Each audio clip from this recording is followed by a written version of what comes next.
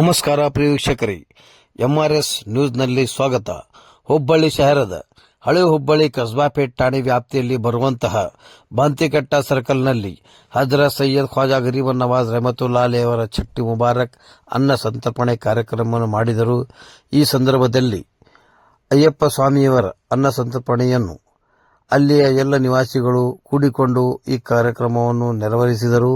ಈ ಸಂದರ್ಭದಲ್ಲಿ ಹಿಂದೂ ಮುಸ್ಲಿಂ ಭಾವೈಕ್ಯತೆ ಪ್ರತೀಕವನ್ನಾಗಿ ಎಲ್ಲರಿಗೂ ಒಂದು ಮಾದರಿಯಾಗಬೇಕೆಂದು ಈ ಕಾರ್ಯಕ್ರಮವನ್ನು ಮಾಡಿದರು. ಈ ಸಂದರ್ಭದಲ್ಲಿ ನೂರಾರು ಅಲ್ಲಿಯ ನಿವಾಸಿಗಳು ಉಪಸ್ಥಿತರಿದ್ದರು.